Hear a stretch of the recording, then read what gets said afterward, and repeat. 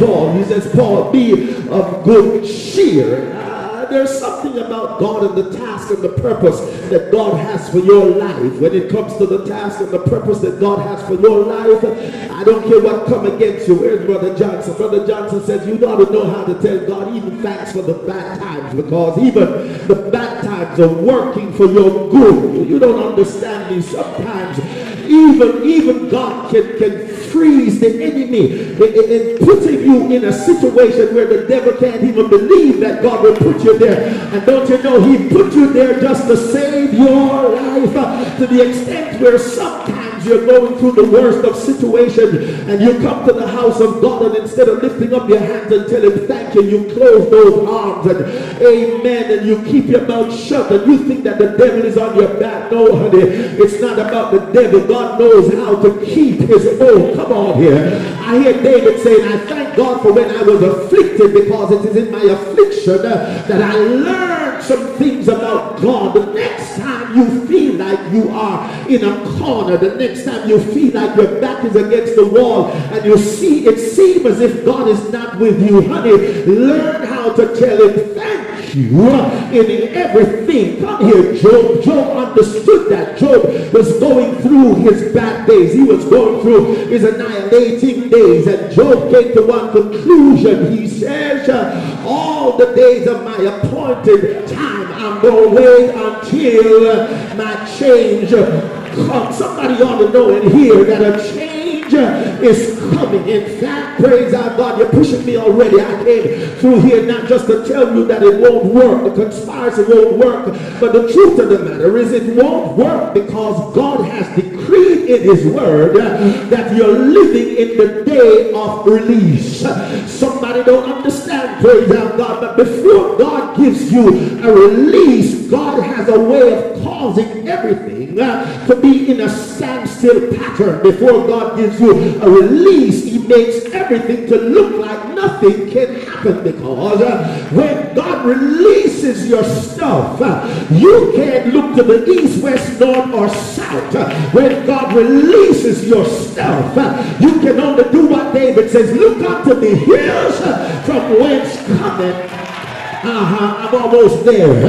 The Bible says that Pharaoh wanted to kill all the boys, but the midwives feared God and did not, as the king of Egypt commanded them, but saved the men children alive. And the king of Egypt called for the midwives and said unto them, why have you done this thing and have saved the men children alive? And the midwives said unto Pharaoh, because the Hebrew women are not as the Egyptian women, for they are lively and are delivered ere the midwives come in unto them. I don't know if you understand what the midwives told Pharaoh. The midwives told Pharaoh that there was a distinction between the Egyptian women and the Hebrew women. And I come through here to remind somebody that there is a distinction between those of us who are worshipers in the apostolic ark and those that are on the outside who don't know how to worship God. The Bible uses a word, they are more lively. Come on here. Anybody? Only you know the God that you serve. John 10 said, I've come that he might have life. That's not just existing, children. That's a life that's more than just living. I've come that he might have life and have it more abundantly. If there's ever a day, if there's ever a time, if there's ever a season that the child of God has got to be enjoying this abundant life, it's right now. You don't hear what I say. I said if there's ever a season or a time that the child of God must be enjoying abundant life, it's right now. You see, you're waiting for something tangible for you to enjoy abundant life. The devil is a liar, honey. He has given you the Holy Ghost, and that's enough to enjoy abundant life. What abundant life says is that I can praise God for it even before it gets to my stuff. You don't hear me? David said, I would have fainted unless I I believe to see. Didn't see it yet, but he said, I believe to see. That one of the things that God is releasing in this hour is that he's looking for a group of young people who's going to praise him in advance, even when you don't see the stuff. A group of young people who understand that the God that you serve is a God who is able to do anything but fail. And so because he's able to do anything but fail, I have enough life in me to praise him on advance. You don't hear me. I said I have enough life in me to praise him in advance. Is there anybody in here that's looking for an unusual blessing from the Lord? Honey, you got to know how to give him an unusual praise. You can't want something unusual from the Lord and give him mediocre. Honey, if you're giving mediocre, then you're expecting mediocre. But somebody came to rip off the roof because that's the only way that I'm going to get my blessing. Somebody tell the Lord thank you. Subsequently, the Bible lets us to know, praise our God, that the birds of Moses, the lawgiver, praise our God, and the preserver of the seed, praise our God, had to go through that kind of situation where it looked like his life was going to be destroyed, and the same body of water that Pharaoh had decreed that every boy, baby should be destroyed, that river called Nile is the same water that his mother pushed in an ark made out of bulrushes, and it is the same water that saved his life. I don't know, Bishop said that there is everything in the house of God, and I believe that tonight there's a blessing in here, but there's also a curse in here. Don't you know that the same water that brought salvation to the Israelites was the same water that destroyed Pharaoh and his army? Oh, you'll get it in a minute. Amen. Remember now, Aaron tried to kill him. Praise the Lord. Talking about Jesus. I'm well ahead of you already. And so when Aaron tried to kill him, the Bible said he escaped to Egypt. Praise the Lord, until Herod had died. You got to know, children, until your deliverance comes, you got to know how to escape from your Herod. You got to know, praise our God, when and how to hide until the victory comes. The Bible said, praise our God, that it might be fulfilled which was spoken of the Lord by the prophet, saying, out of Egypt have I called my son. In other words, some situations are going to happen to you because it has happened so that there might be fulfillment. Christians don't want fulfillment anymore in life, honey. But it's only when you have fulfillment that you know how to praise the Lord. Everything about your life has got to be about fulfillment. Everything about your life has got to be about purpose. There is purpose for every soul that's in here. And the truth of the matter is that purpose is not going to come to fruition until there's a circumstance that looks so bad, until there seems to be no way, because the God that I serve is a God who is able to make a way. Oh, you don't hear me. He's able to make a way out of no way. That's impossible with man, but with God he can make a highway in the wilderness. You don't hear me. I said with God he can cut a road through the mountain. With God he can make your valleys go so dry until you have safe passage.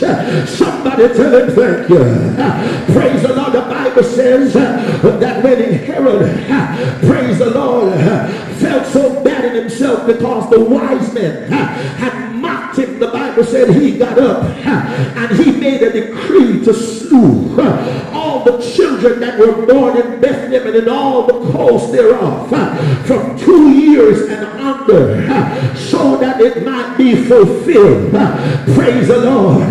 That was spoken by Jeremiah the prophet, saying, in Ramah was there a voice heard, lamentation and weeping and great mourning, Rachel weeping for the children, praise the Lord, and would not be comforted because they are not. So Jesus was brought to a city called Nazareth, that it might be fulfilled, which was spoken by the prophet, he shall be called a Nazarite. I told you before, I'm going to tell you again, everything about your life has got to have fulfillment on it. And until there is fulfillment, you're going to go through a process. But I came to tell you, honey, don't be afraid of the process. My God, because in spite of the process, the conspiracy won't work. Can I preach for a few more minutes? Shadrach, Meshach, and Abednego was down in Babylon, and the Bible said that they would not bow to any strange god, would not bow to the sound of the dulcimer, would not bow to the sound of the harp. And you know the story well, how the Nebuchadnezzar threw them in the fiery furnace. Watch this. The men that put them in the fire, they were destroyed. Yet those who were in the fire, the Bible said that the king looked and he saw a fourth man in the fire. I come to tell you, children, no matter how bad it looks, there is always a fourth man in the fire. And when that fourth man gets in the fire, only apostolics can worship God in the midst of a fiery furnace and don't smell like ashes. Y'all know him. I said only apostolics know how to worship God in the midst of a furnace and don't smell like ashes. Only apostolics know how to come to church and worship God in the midst of a fire. Don't know how the mortgage is going to be paid. Yet you come here, lift your hand over your head with a smile and sing, yes, I'm overshadowed. Only apostolics know how to come here in the midst of a fire when the doctors tell you they can't do nothing more for you, and you come upon the drive, walk through those doors, lift your hand over your head and said, I will look unto the hills from whence cometh my help.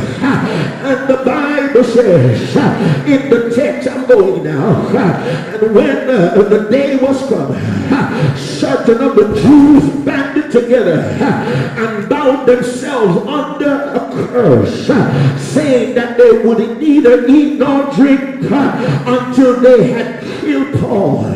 Truth of the matter is, folks want to kill you because of how you talk about your God. Truth of the matter is, when you're a defender of the faith, folks want to kill you. Praise the Lord. Don't like how you talk about Jesus. Don't like how you defend the apostolic faith. But the devil is a liar. I don't care who's trying to come against you. I got this direct word from heaven to tell you, the conspiracy, it won't work. God bless you, Elder Brown. I don't know what was going on, but I came to tell you, and Sister Brown, that whatever the conspiracy was or is, the conspiracy, Lord have mercy, it won't work. Praise the Lord. And these evil Jews should have known better. I said these evil Jews should have known better, because if anybody knows the word of God, it ought to be a Jew. If anybody knows the word of God, it ought to be an apostolic. And these Jews should have known that anybody who identifies with Abraham is blessed.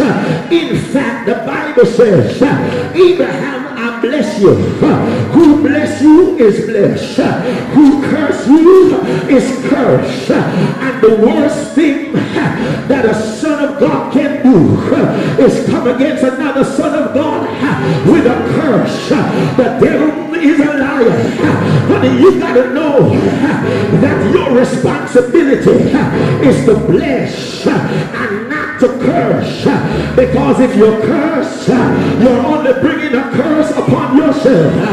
My duty, in spite of what you're going through, my duty is to bless you until you come about of what you're going through. My duty is not to talk about you. My duty is not to conspire against you. My duty is not to plot against you.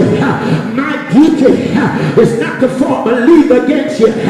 My duty is not to raise up treason against you. My duty is to bless you. I will bless the Lord. Oh yeah. Now anybody who can praise the Lord at all times cannot be a curser.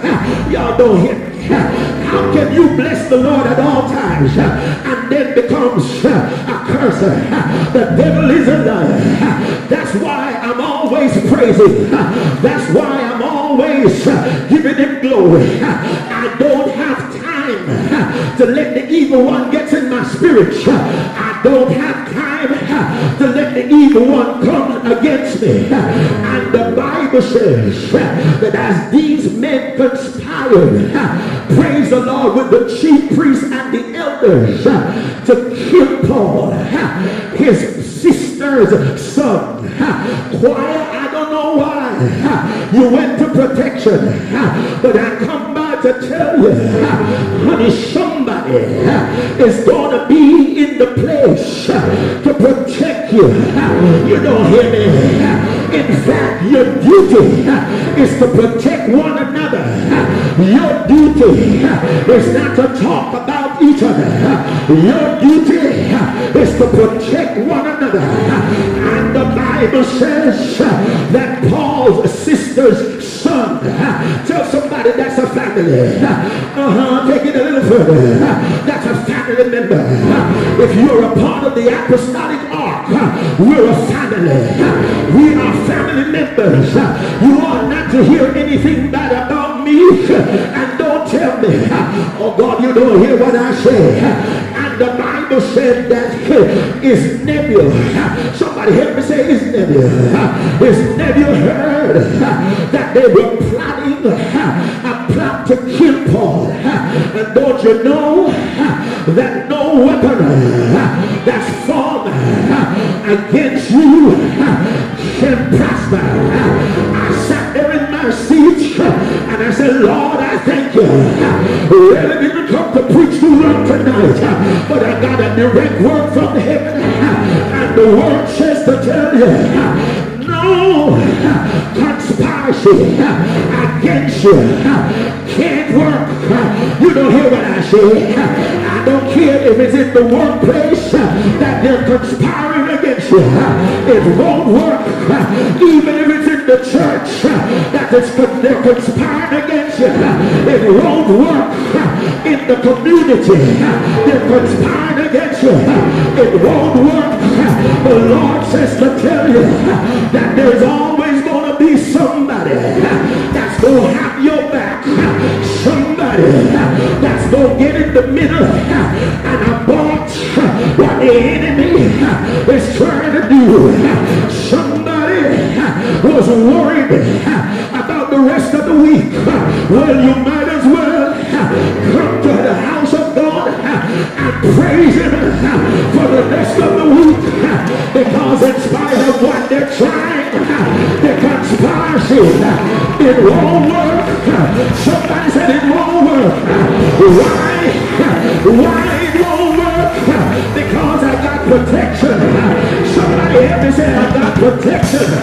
That's why when I come to church, I love to sing the old song of Zion. Yes, I'm overshadowed by his boundless love, and I got protection from the Lord above. Jesus walks beside me every passing on, and I know he'll guide me every hour and every hour. Come here, Esther. There was a plot in the Persian kingdom to destroy all the Jews, and the Bible said that Haman, who was of the household of Gad and Amalekah, got his chance.